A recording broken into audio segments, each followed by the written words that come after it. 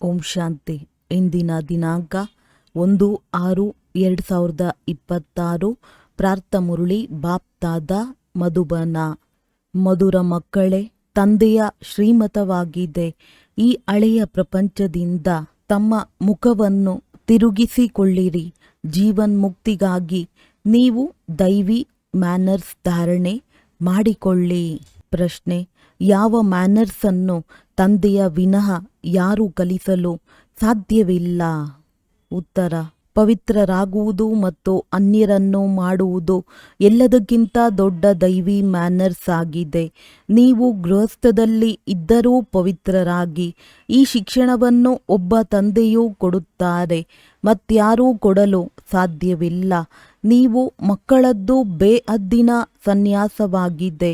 ನೀವು ಈ ಹಳೆಯ ಪ್ರಪಂಚವನ್ನೇ ಬುದ್ಧಿಯಿಂದ ಮರೆಯುತ್ತೀರಿ. ನಿಮಗೆ ತಿಳಿದಿದೆ, ಪವಿತ್ರತೆಯ ಧಾರಣೆಯಿಂದ ಉಳಿದೆಲ್ಲ ಮ್ಯಾನರ್ಸ್ ಸ್ವತಃವಾಗಿಯೇ ಬರುತ್ತದೆ. ಗೀತೆ: ಇಂದು ಅಂಧಕಾರದಲ್ಲಿದ್ದಾರೆ ಮಾನವರು. ಓಂ ಶಾಂತಿ.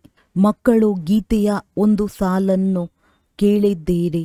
ಒಂದು ಕಡೆ ಇಡೀ ಪ್ರಪಂಚವಿದೆ, ಅಂದರೆ ಭಕ್ತಿ ಮಾರ್ಗದವರು ಇದ್ದಾರೆ. ಮತ್ತೊಂದು ಕಡೆ ನೀವು ಜ್ಞಾನ ಮಾರ್ಗದವರು ಇದ್ದೀರಿ.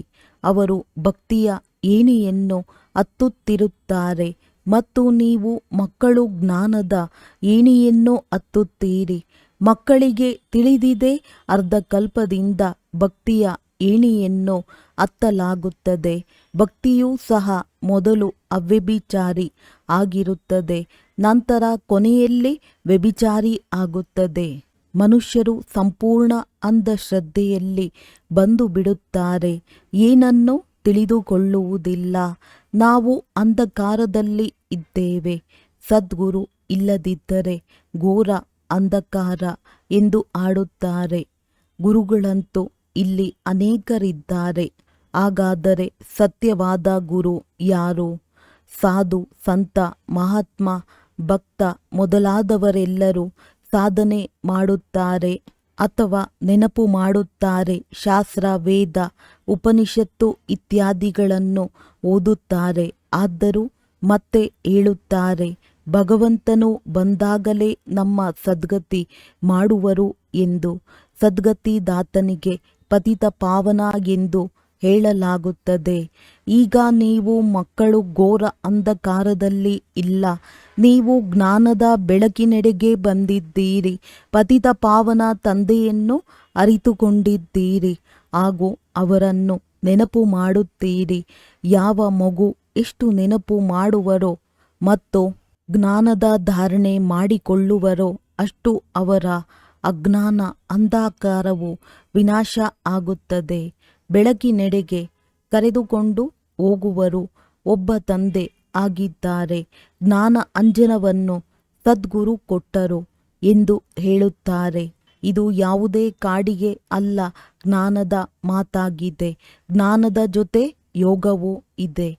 ಮನುಷ್ಯರು ಭಕ್ತಿಯನ್ನು ಕಲಿಸುತ್ತಾರೆಂದರೆ ಅವರೊಂದಿಗೂ ಯೋಗವಿರುತ್ತದೆ. ಈಗ ನೀವು ಮಕ್ಕಳ ಬುದ್ಧಿಯೋಗವು ನಿರಾಕಾರ ಪರಮಪಿತ ಪರಮಾತ್ಮನ ಜೊತೆ ಜೋಡಿಸಲ್ಪಟ್ಟಿದೆ. ನೀವು ಮಕ್ಕಳಲ್ಲೂ ನಂಬರ್ ವಾರ್ ಇದ್ದಾರೆ.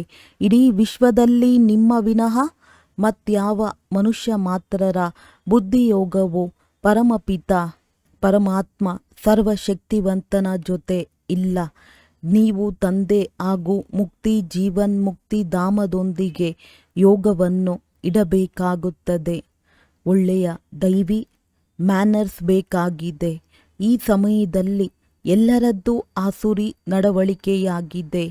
ಪರಮಪಿತ ಪರಮಾತ್ಮನ ಗುಣಗಾನ ಮಾಡಲಾಗುತ್ತದೆ, ಏಕೆಂದರೆ ಅವರು ಮನುಷ್ಯ ಸೃಷ್ಟಿಯ ಬೀಜರೂಪ ಸತ್ಯ ಚೈತನ್ಯನಾಗಿದ್ದಾರೆ. ಆನಂದ ಸಾಗರ, ಜ್ಞಾನ ಸಾಗರನಾಗಿದ್ದಾರೆ. ಸದಾ ಕಾಲಕ್ಕಾಗಿ ಪವಿತ್ರತೆಯ ಸಾಗರನಾಗಿದ್ದಾರೆ. ಅವರದ್ದು ಇದು ಅವಿನಾಶಿ ಪದವಿಯಾಗಿದೆ. ಮತ್ಯಾವುದೇ ಮನುಷ್ಯರ ಪದವಿಯು ಅವಿನಾಶಿ ಆಗಿರುವುದಿಲ್ಲ. ಬಲೆ ನೀವೀಗ ಜ್ಞಾನಸಾಗರ ಪವಿತ್ರತೆಯ ಸಾಗರರಾಗುತ್ತೀರಿ. ಆದರೆ ಅಲ್ಪಕಾಲಕ್ಕಾಗಿ ತಂದೆಯು ಹೇಳುತ್ತಾರೆ, ನಾನು ಬೇಹದ್ದಿನ ಸಾಗರನಾಗಿದ್ದೇನೆ. ನಿಮ್ಮನ್ನು ಬೇಹದ್ದಿನವರನ್ನಾಗಿ ಮಾಡಲು ಸಾಧ್ಯವಿಲ್ಲ. ಹಾಗಿದ್ದರೆ ಸೃಷ್ಟಿಯ ನಾಟಕವು ಹೇಗೆ ನಡೆಯುತ್ತದೆ? 84 ಜನ್ಮಗಳನ್ನು ಹೇಗೆ ಪಡೆಯುತ್ತೀರಿ? ಆದ್ದರಿಂದ ನೀವು ಸದಾ ಪಾವನರಾಗಲು ಸಾಧ್ಯವಿಲ್ಲ. ಕೇವಲ 21 ಜನ್ಮಗಳಿಗಾಗಿ ಪಾವನರಾಗುತ್ತೀರಿ. ಇದಕ್ಕೆ 21 ಪೀಳಿಗೆ ಎಂದು ಬರೆಯಲಾಗಿದೆ. ನೀವು ಸದಾಕಾಲಕ್ಕಾಗಿ ಪಾವನರಾಗುವುದು ಈ ಡ್ರಾಮಾದಲ್ಲಿ ನಿಯಮವಿಲ್ಲ. ನಾನು ಸದಾ ಪಾವನನಾಗಿದ್ದೇನೆ, ಪರಮಧಾಮದಲ್ಲಿ ಇರುತ್ತೇನೆ. ನನ್ನ ಬಳಿ ಜ್ಞಾನ, ಪವಿತ್ರತೆ ಮುಂತಾದ ಖಜಾನೆಗಳಿವೆ. ನೀವು ಇದನ್ನು ಮರೆತು ಹೋಗುತ್ತೀರಿ. ಆದ್ದರಿಂದ ಈ ಸಮಯದಲ್ಲಿ ತಂದೆಯು ಬಂದು ಮಕ್ಕಳನ್ನು ಘೋರ ಅಂಧಕಾರದಿಂದ ತೆಗೆದು ಜ್ಞಾನ ಮತ್ತು ಯೋಗದಿಂದ ಪವಿತ್ರರನ್ನಾಗಿ ಮಾಡುತ್ತಾರೆ. ನಾನು ಪರಮಧಾಮದಿಂದ ಬಂದಿದ್ದೇನೆ. ಈಗ ನನ್ನನ್ನು ನೆನಪು ಮಾಡಿರಿ ಎಂದು ತಂದೆಯ ವಿನಃ ಮತ್ಯಾರೂ ಹೇಳಲು ಸಾಧ್ಯವಿಲ್ಲ. ಈ ನನ್ನ ಮಹಾ ವಾಕ್ಯಗಳನ್ನು ಯಾರೂ ಕಾಪಿ ಮಾಡಲು ಸಾಧ್ಯವಿಲ್ಲ. ನಾನು ಬರುವುದೇ ನೀವು ಮಕ್ಕಳನ್ನು 21 ಜನ್ಮಗಳಿಗೆ ರಾಜರಿಗೂ ರಾಜರನ್ನಾಗಿ ಮಾಡಲು ಅಂದ ಮೇಲೆ ಆಗಬೇಕಲ್ಲವೇ? ಯಾರು ಕಲ್ಪದ ಮೊದಲು ಆಗಿದ್ದರೋ ಅವರೇ ಆಗುವರು. ಎಷ್ಟು ಮಂದಿ ಪವಿತ್ರರಾಗುತ್ತಾರೆ? ಎಷ್ಟು ಮಂದಿ ಅಜಾಮಿಳರಂತಹ ಪಾಪಿಗಳಾಗುತ್ತಾರೆ? ಎಷ್ಟು ಅಶುದ್ಧ ಮೈಲಿಗೆ ಆಗಿಬಿಡುತ್ತಾರೆ ಎಂಬುದನ್ನು ನೀವು ತಿಳಿದುಕೊಂಡಿದ್ದೀರಿ. ಮೈಲಿಗೆ ವಸ್ತ್ರಗಳನ್ನು ತಂದೆಯೇ ಬಂದು ಸ್ವಚ್ಛ ಮಾಡಬೇಕಾಗುತ್ತದೆ. ಆತ್ಮವೇ ಮೈಲಿಗೆ ಆಗುತ್ತದೆ.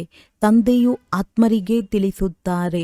ಮಾಯಾ ರಾವಣನು ನಿಮ್ಮನ್ನು ಎಷ್ಟೊಂದು ಮೈಲಿಗೆಯನ್ನಾಗಿ ಮಾಡಿಬಿಟ್ಟಿದ್ದಾನೆ. ಕೇವಲ ಇದು ಒಂದು ಜನ್ಮದ ಮಾತಲ್ಲ, ಜನ್ಮ ಜನ್ಮಾಂತರದ ಮಾತಾಗಿದೆ. ಇಂತಹ ಆತ್ಮರನ್ನು ಸ್ವಚ್ಛ ಮಾಡಲು ಲಕ್ಷದ ಸೋಪನ್ನು ಕೊಡುತ್ತೇನೆ. ಮಕ್ಕಳೇ, ನನ್ನನ್ನು ನೆನಪು ಮಾಡಿದಾಗ ನಂದಿ ಹೋಗುತ್ತಿರುವ ನೀವು ಆತ್ಮರು ಈ ಯೋಗದಿಂದ ಮತ್ತೆ ಜಾಗೃತರಾಗುವಿರಿ. ಆದರೆ ಎಷ್ಟೆಷ್ಟು ನನ್ನನ್ನು ನೆನಪು ಮಾಡುತ್ತೀರೋ ಅಷ್ಟೇ ಆಗುತ್ತೀರಿ. ತಂದೆಯು ಸ್ಮೃತಿ ತರಿಸುತ್ತಿದ್ದಾರೆ. ನಾನು ನಿಮ್ಮನ್ನು ಸ್ವರ್ಗದಲ್ಲಿ ಕಳುಹಿಸಿದ್ದೆನು ಮತ್ತು ಮಾಯೆಯು ಮೈಲಿಗೆಯನ್ನಾಗಿ ಮಾಡಿದೆ.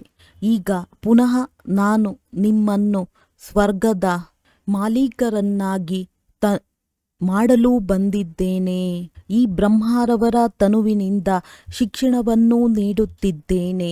ಏ ಮಕ್ಕಳೇ, ಲೌಕಿಕ ತಂದೆಯನ್ನು ಬುದ್ಧಿಯಿಂದ ಮರೆಯಿರಿ. ದೇಹ ಸಹಿತ ದೇಹದ ಎಲ್ಲ ಸಂಬಂಧಗಳನ್ನು ಮರೆತು ತಂದೆಯಾದ ನನ್ನನ್ನು ನೆನಪು ಮಾಡಿರಿ. ಆಗ ನಿಮ್ಮ ಆತ್ಮವು ಸ್ವಚ್ಛ ಆಗುತ್ತಾ ಹೋಗುವುದು. ನಿಮಗೆ ಭವಿಷ್ಯದಲ್ಲಿ ಹೊಸ ಶರೀರವೂ ಸಿಗುವುದು. ತತ್ವಗಳು ಸಹ ಸತೋಪ್ರಧಾನವಾಗುತ್ತದೆ ಎಂದು ತಂದೆಯು ಆತ್ಮರೊಂದಿಗೆ ಮಾತನಾಡುತ್ತಾರೆ, ಹೇಳುತ್ತಾರೆ. ಈಗ ಈ ಹಳೆಯ ಪ್ರಪಂಚವನ್ನು ಮರೆಯುತ್ತಾ ಹೋಗಿ. ನನ್ನನ್ನು ನೆನಪು ಮಾಡುತ್ತಾ ಹೋದರೆ ನನ್ನ ಬಳಿ ಬಂದು ನಂತರ ಸ್ವರ್ಗದಲ್ಲಿ ಹೋಗುವಿರಿ. ಇದು ಹಳೆಯ ಪ್ರಪಂಚವಾಗಿದೆ. ಇದರಲ್ಲಿ ಯಾವುದೇ ವಸ್ತುವನ್ನು ತಯಾರು ಮಾಡಿದರೆ ಅದಕ್ಕೆ ಹೊಸ ಹೆಸರನ್ನು ಇಟ್ಟು ಬಿಡುತ್ತಾರೆ. ಉದಾಹರಣೆಗೆ, ಹೊಸ ದೆಹಲಿ ಹಳೆಯ ದೆಹಲಿ ಎಂದು ಹೇಳುತ್ತಾರೆ. ಆದರೆ ಪ್ರಪಂಚವಂತೂ ಹಳೆಯದಲ್ಲವೇ? ಈಗ ನೀವು ಮಕ್ಕಳ ಬುದ್ಧಿಯೋಗವು ಈ ಹಳೆಯ ಪ್ರಪಂಚದಿಂದ ದೂರ ಸರಿಯಬೇಕು. ನೀವಾತ್ಮರ ಮನೆಯು ನಿರ್ವಾಣಧಾಮವಾಗಿದೆ. ಈಗ ಅಲ್ಲಿಗೆ ಹೋಗಬೇಕಾಗಿದೆ. ಆದುದರಿಂದ ತಮ್ಮನ್ನು ಆತ್ಮ ಎಂದು ನಿಶ್ಚಯ ಮಾಡಿಕೊಂಡು ನನ್ನನ್ನು ನೆನಪು ಮಾಡಿರಿ.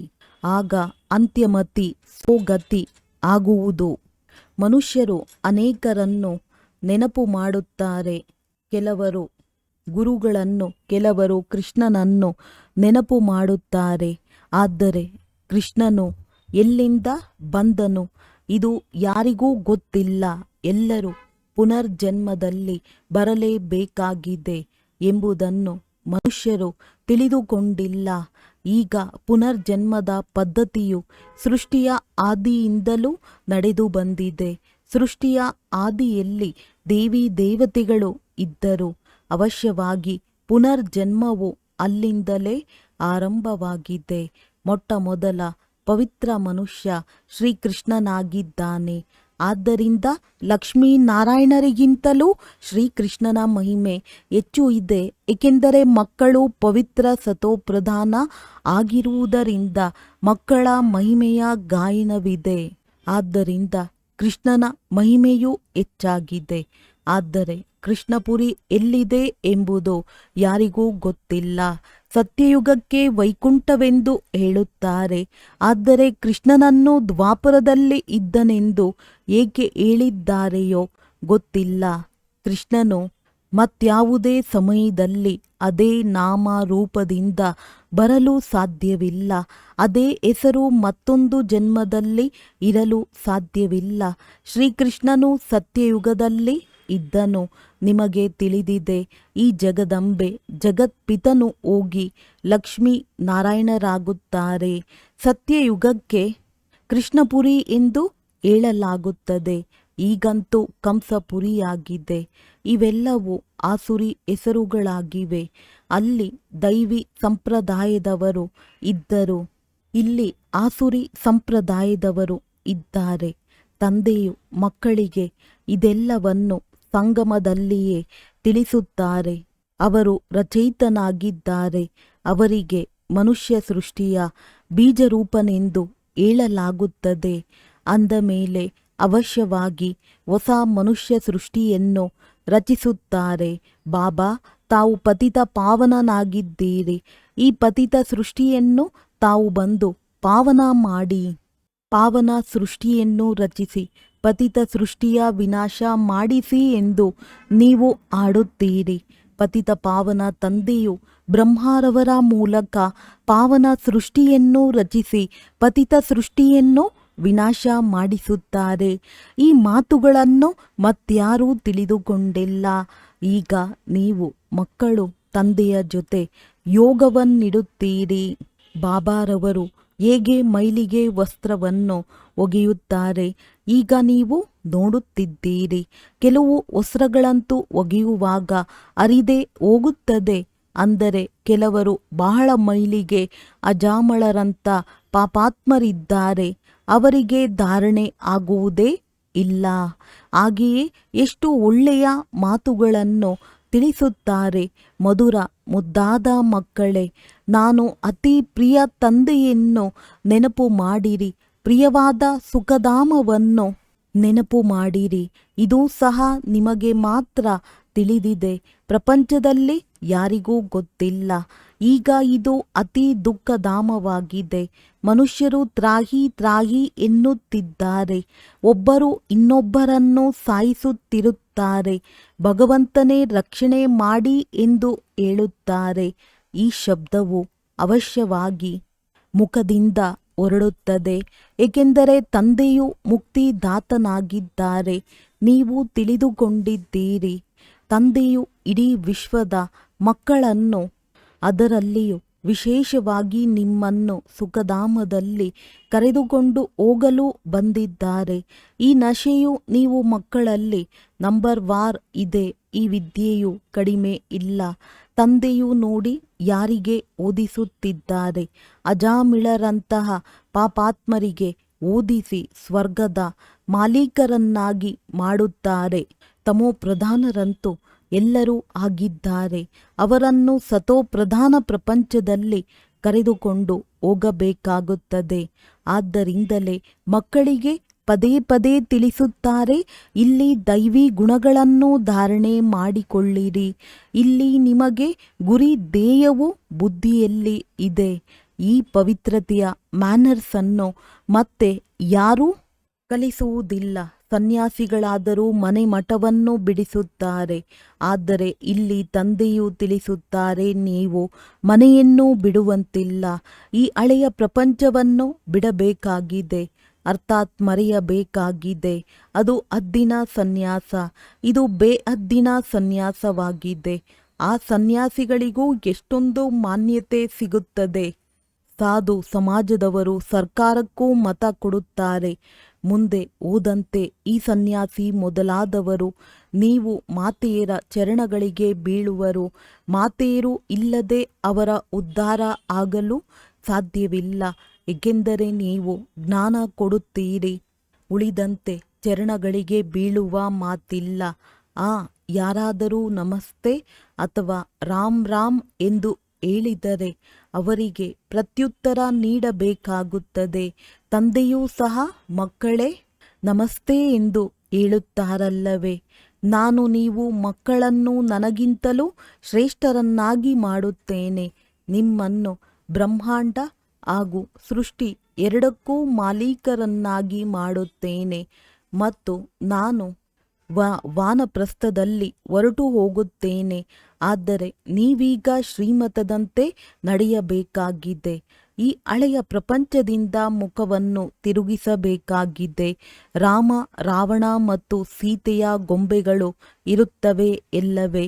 ಸೀತೆಯು ರಾವಣನಿಗೆ ಬೆನ್ನು ತಿರುಗಿಸಿ ರಾಮನ ಕಡೆ ಮುಖ ಮಾಡುತ್ತಾಳೆ. ಇದನ್ನು ಗೊಂಬೆಗಳ ರೂಪದಲ್ಲಿ ತೋರಿಸಿದ್ದಾರೆ. ಹಾಗೆಯೇ ನರಕವನ್ನು ಕಾಲಿನಿಂದ ಒಡೆಯುವ ಹಾಗೂ ಸ್ವರ್ಗವನ್ನು ಅಂಗೈಯಲ್ಲಿ ಹಿಡಿದಿರುವ ಕೃಷ್ಣನ ಚಿತ್ರವೂ ಇದೆ. ತಂದೆಯು ಬಹಳ ಚೆನ್ನಾಗಿ ತಿಳಿಸುತ್ತಾರೆ. ಆದರೆ ಇಂಥವರೊಂದಿಗೆ ವ್ಯಾಪಾರ ಮಾಡುವ ವ್ಯಾಪಾರಿಗಳೇ ವಿರಳ. ತಂದೆಗೆ ತಮ್ಮ ಹಳೆಯ ತನು ಮನ ಧನವನ್ನು ಕೊಟ್ಟು ಹೊಸದನ್ನು ಪಡೆಯಿರಿ. ಇದು ಬಹಳ ದೊಡ್ಡ ಇನ್ಶೂರೆನ್ಸ್ ಆಗಿದೆ.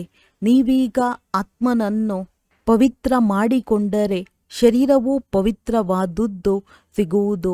ಇದರಿಂದ ನಂತರ ನೀವು ಸ್ವರ್ಗದ ರಾಜ್ಯಭಾರ ಮಾಡುತ್ತೀರಿ.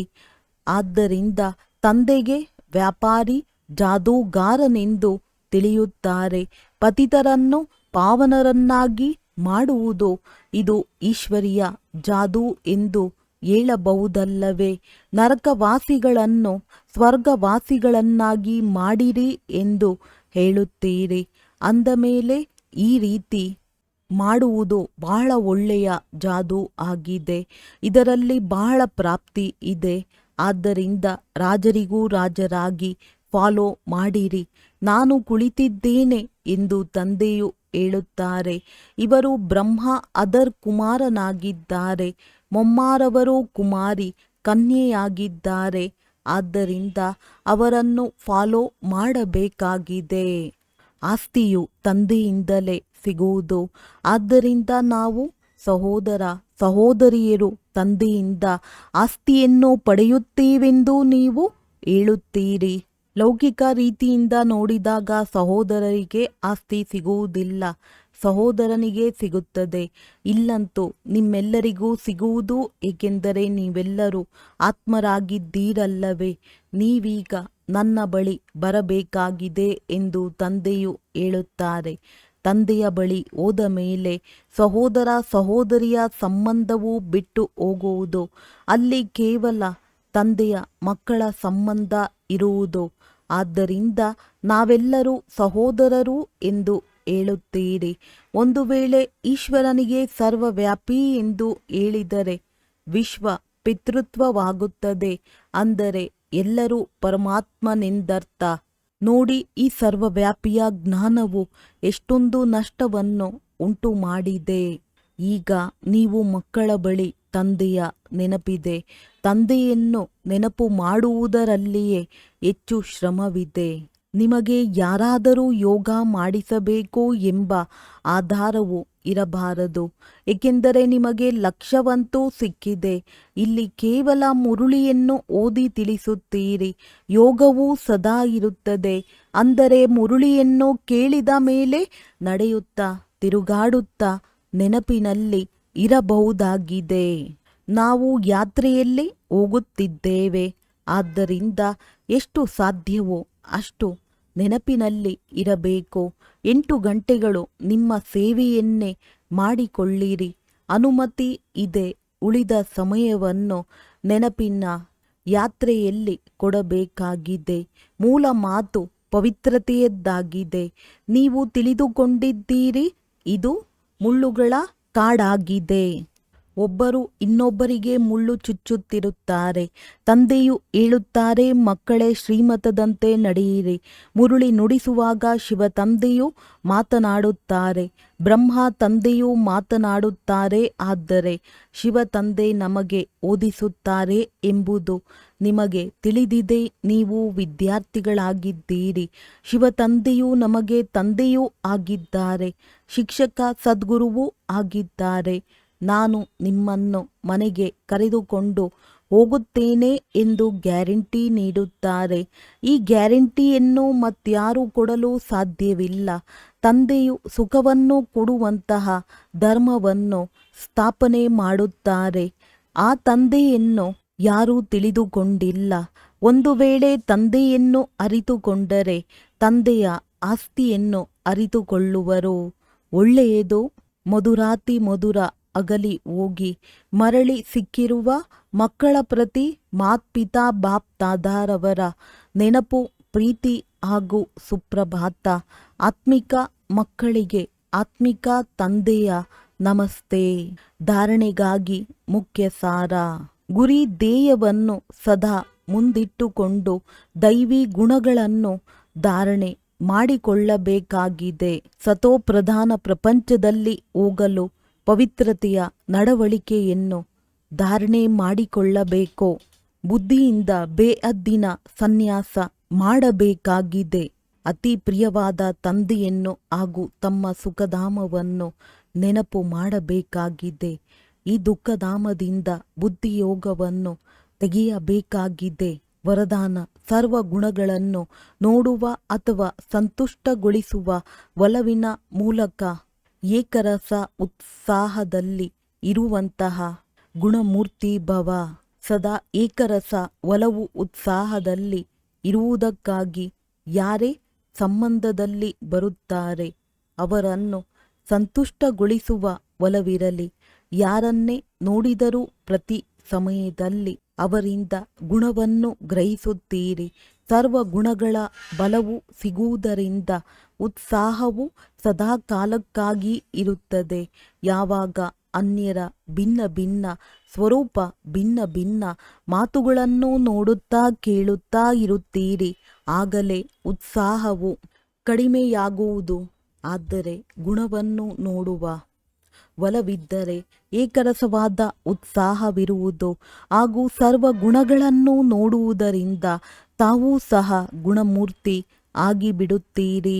ಸ್ಲೋಗನ್: ಬೇಹದ್ದಿನ ವೈರಾಗ್ಯ ವೃತ್ತಿಯ ತಳಪಾಯವು ಶಕ್ತಿಶಾಲಿ ಆಗಿದ್ದರೆ ಸೆಕೆಂಡಿನಲ್ಲಿ ಅಶರೀರಿಯಾಗುವುದು ಸಹಜವಾಗುವುದು. ಅವ್ಯಕ್ತ ಸೂಚನೆಗಳು: ಸದಾ ಹರ್ಷಿತರಾಗಿರಲು ತಮ್ಮ ಸ್ವಭಾವವನ್ನು ಸರಳ ಮಾಡಿಕೊಳ್ಳಿರಿ.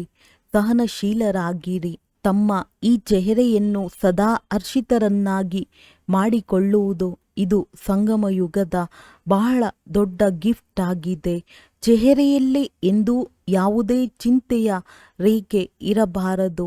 ಹೇಗೆ ಸಂಪೂರ್ಣ ಚಂದ್ರಮ ಎಷ್ಟು ಸುಂದರವಾಗಿರುತ್ತದೆ, ಹಾಗೆಯೇ ತಮ್ಮ ಚೆಹರೆಯು ಸದಾ ಹರ್ಷಿತವಾಗಿರಬೇಕು. ಚೆಹರೆಯು ಈ ರೀತಿ ಹೊಳೆಯುತ್ತಿರಬೇಕು. ಯಾವುದು ಬೇರೆಯವರು ನಿಮ್ಮ ಚೆಹರೆಯಲ್ಲಿ ತಮ್ಮ ರೂಪವನ್ನು ನೋಡಲಿ. ಇದಕ್ಕೆ ತಮ್ಮ ಸ್ವಭಾವವನ್ನು ಸರಳವನ್ನಾಗಿ ಮಾಡಿಕೊಳ್ಳಿರಿ. ಸಹನಶೀಲರಾಗಿ. ಒಳ್ಳೆಯದು. ಓಂ ಶಾಂತಿ.